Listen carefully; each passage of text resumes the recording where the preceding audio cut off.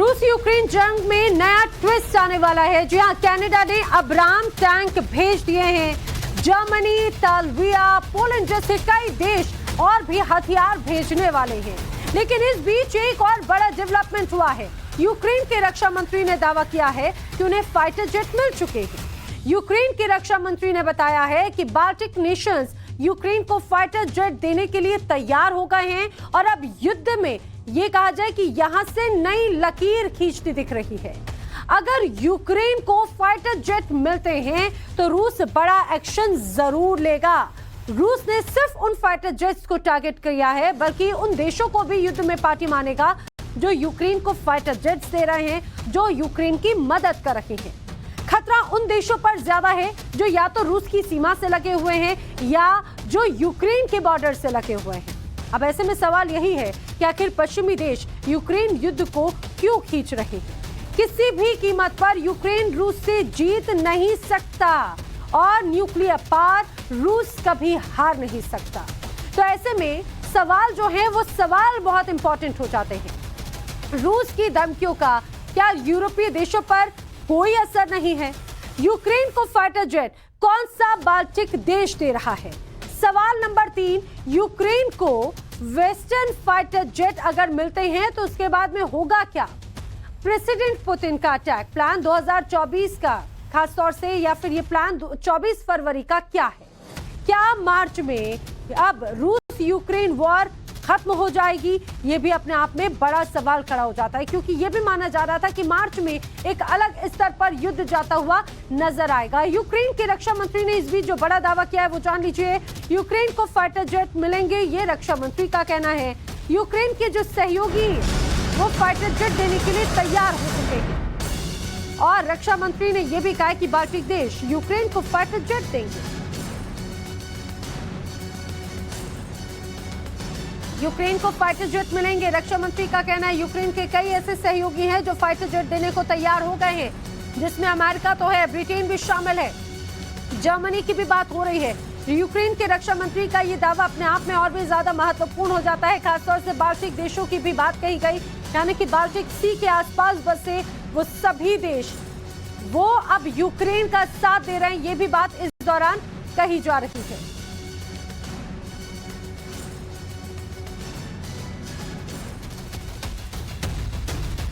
आइए आपको बताते हैं कि यूक्रेन के जो रक्षा मंत्री हैं उन्होंने प्रेस कॉन्फ्रेंस में क्या कहा, क्या प्रमुख बातें कही, समझिए। दरअसल यूक्रेन को जल्द ही वेस्टर्न फाइटर जेट मिलेंगे, ये यूक्रेन के रक्षा मंत्री की तरफ से बात कही गई। इसके अलावा यह भी कहा गया है कि फाइटर जेट्स पर बातचीत का दौर अब पूरा हो चुका है। अब इंतजार किया जा रहा है फाइटर जेट्स के पहुंचने का। बाल्टिक देश हमें वेस्टर्न फाइटर जेट्स देंगे, बाल्टिक देशों की भी बात यहां पर कही गई है। 24 फरवरी से पहले रूस बड़ा हमला करेगा, ये अपने आप में बहुत बड़ी बात है। रूस का जवाब देने के लिए हमारी सेना तैयार है, ये यूक्रेन के रक्षा मंत्री की तरफ से ये तमाम बातें कही गई है। ये कहा गया है कि रूस को रोकने के लिए हमारे पास पर्याप्त हथियार हैं और अब और भी जब उन्हें अगर विदेशों से और अगर मदद मिलती है तो ये और भी ज्यादा महत्वपूर्ण हो जाता है। यूक्रेन के रक्षा मंत्री जिन बाल्टिक देशों की बात कर रहे हैं वो बाल्टिक देशों के बारे में भी आपको जानना जरूरी है।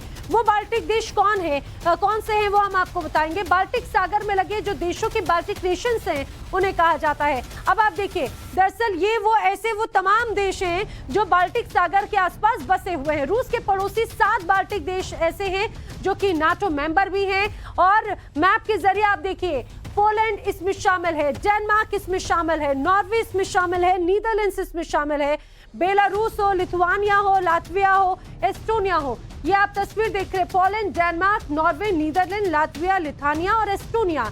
ये वो 7 बाल्टिक देश हैं जो नाटो का भी हिस्सा हैं, ये नाटो मेंबर्स हैं।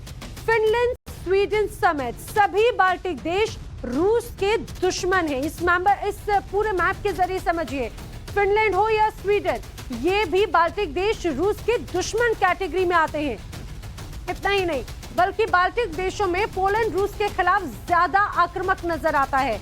जी हाँ, इसके अलावा बाल्टिक देशों में यूक्रेन की मदद के लिए पोलैंड सबसे आगे है। अगर आप पोलैंड के मैप को अगर नजदीक से देखेंगे तो ये बाल्टिक सी के जो बगल में आपको ये जो देश नजर आ रहे हैं, इसमें पोलैंड है, लिथुआनिया है, लेकिन इसके अलावा बाल्टिक देशों में यूक्रेन की मदद में पोलैंड को हमने इसके पहले भी देखा। युद्ध के पहले पड़ाव के दौरान पोलैंड काफी मददगार और आगे था, और अब तो संभावना यह भी जताई जा रही है कि शायद पोलैंड भी यूक्रेन को फाइटर जेट दे सकता है। मेरे साथ में इस समय major general, retired major general K Sinha साहब मेरे साथ में है, डिफेंस एक्सपर्ट के तौर पर। बहुत स्वागत है सर आपका। सिन्हा साहब, मेरा सवाल आपसे यही समझना चाह रही हूँ कि एक तरफ एक अलग पड़ाव पर यह युद्ध जाता हुआ नजर आता है, दूसरी तरफ यूक्रेन का ये दावा है कि कई ऐसे देश हैं जो उन्हें अब हथियार देगा, जो टैंक देगा।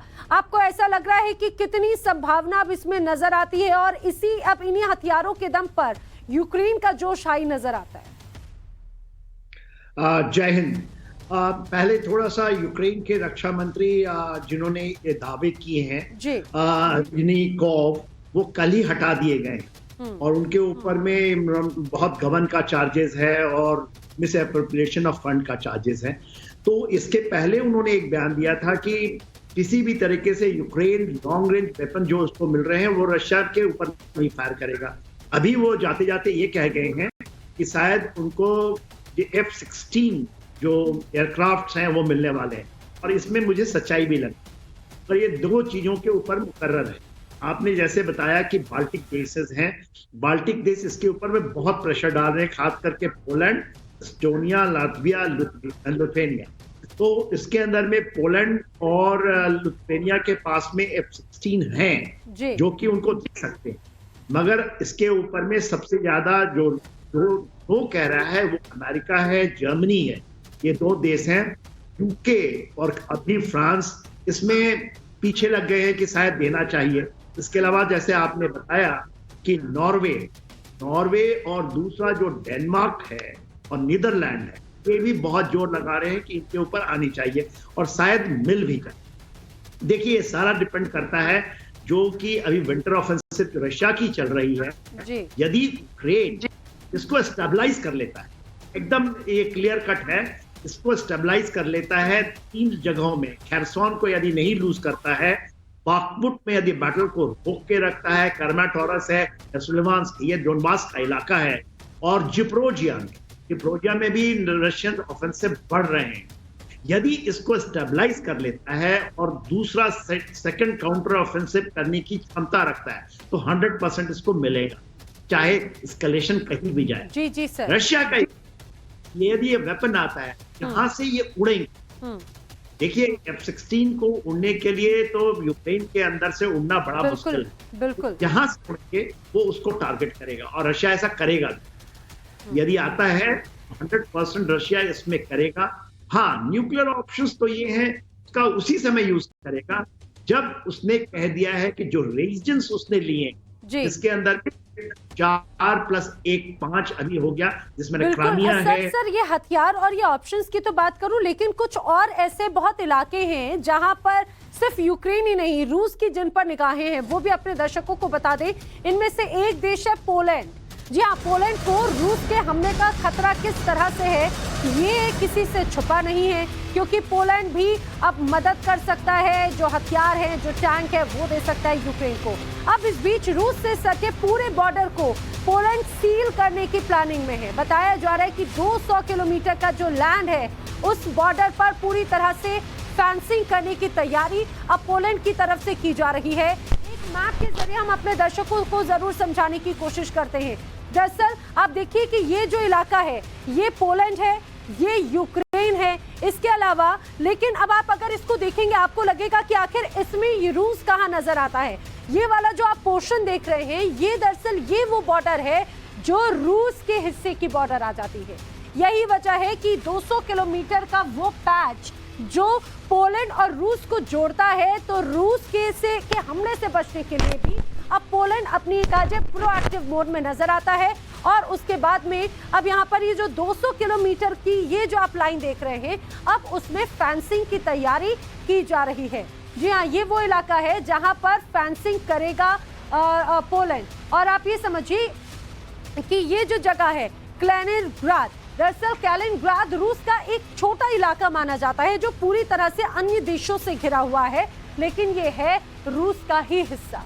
दक्षिणी तट पर ये पड़ता है और लिथुआना और पोलैंड के बीच में ये स्थित है। अगर आप एक बार फिर से इस पूरे मैप को देखेंगे तो कैलिनग्राद ये रूस का हिस्सा है, लेकिन ये अन्य देशों से आपको घिरा हुआ नजर आएगा। एक तरफ यहाँ पर आपको पोलैंड नजर आएगा, दूसरी तरफ आपको यूक्रेन नजर आएगा, बाल्टिक सी आपको यहाँ पर ये नजर आ रही है, लेकिन ये वाला जो बीच का हिस्सा है वो आता है रूस के कब्जे में। अब कैलिनग्राद रूस के लिए सैन्य रूप से बहुत महत्वपूर्ण हो जाता है क्योंकि इसका बंदरगाह शहर बाल्टिक मास्को का एक बाल्टिक सागर पर एकमात्र बंदरगाह माना जाता है जहां पर पूरे साल बर्फ नहीं पड़ती और ये अपने आप में रूस के लिए बहुत इंपॉर्टेंट प्लेस हो जाती है।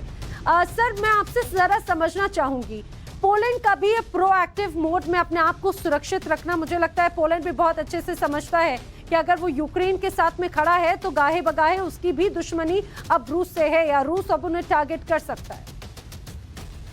एब्सोल्युटली, देखिए सबसे बड़ा अधिक खतरा किसी को है तो पोलैंड है। उसका हिस्टोरिकल लिगेसी भी है क्योंकि पोलैंड ने रशिया के ऊपर में आप हिस्ट्री के जाएं तो वो उस पर हमला किया हुआ है। और जब ये आया था, सेकंड वर्ल्ड वॉर हुआ था, तो हिटलर इसी रास्ते से पोलैंड होते हुए, यूक्रेन उस समय उसका हिस्सा होता था रशिया में, तो बैटल ऑफ कीव लड़ी गई थी। उसके बाद ऊपर गए थे बैटल ऑफ लेनिनग्राड, स्टालिनग्राड। जो आप बड़ी बात बता रही हैं वो है जो कैलिनग्राड मिलिट्री रीजन्स है, जो रशिया का बाल्टिक सी के ऊपर में उसकी फ्लीट है, सबसे बड़ी फ्लीट है, वन ऑफ द, जो कि पूरे इसको जोड़ती है, जो अटलांटिक की हम बात करते हैं उसको जोड़ती है। और उसके जो देश हैं, खास करके नॉर्वे है, स्वीडन है, फिनलैंड है, इसके लिए बहुत इंपॉर्टेंट है। तो देखिए वहां पर एक बात चली थी कि इस बेलारूस से होते हुए एक कॉरिडोर बनाने की, कि रशिया बेलारूस और कैलिनग्राड को जोड़ने के लिए ये सबसे बड़ा टारगेट माना गया था।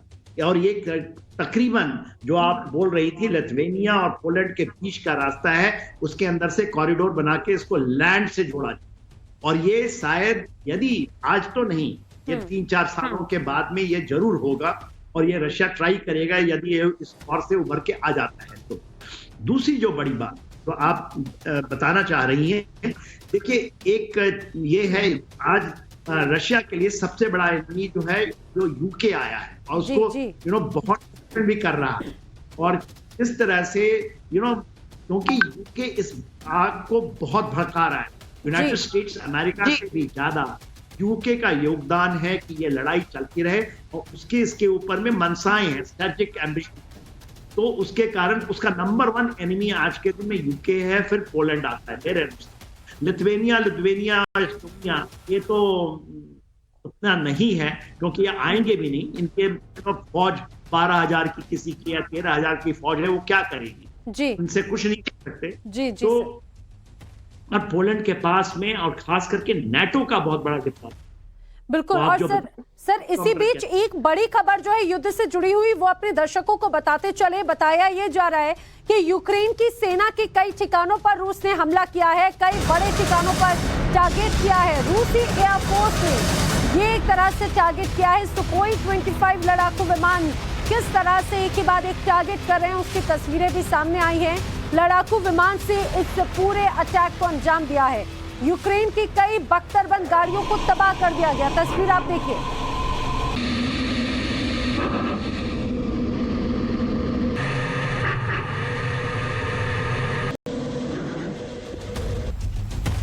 हमले एक तरफ किए जा रहे हैं, दूसरी तरफ यूक्रेन का ये दावा है कि उनके पास में अब कई बड़े हथियार आ रहे हैं और रूस के तमाम हमलों का जवाब देने के लिए वो काफी हैं। यूक्रेन बाल्टिक देशों से फाइटर जेट लेने की तैयारी कर रहा है। आपको बताते हैं कि रूसी एयरफोर्स के बेड़े में आखिर कौन कौन से लड़ाकू विमान हैं जिनकी बदौलत पुतिन ने यूक्रेन में कहर मचा रखा है। देखिए जरा, इसमें है मिग-29 जो कि चौथी पीढ़ी का सबसे हाईटेक विमान माना जाता है और ये है रूस की ताकत। रूस की ताकत में, रूस के बेड़े में मिग-29 की अपने आप में बहुत एक बड़ी भूमिका है। मिग-29 के जरिए कई ठिकानों को टारगेट किया। इसके अलावा मिग-29 के अलावा मिग-31 जो सबसे तेज फाइटर इंटरसेप्टर माना जाता है वो भी रूस के बेड़े में शामिल है। तो ये वो खास बातें हैं जो रूस की ताकत को बढ़ाते हैं।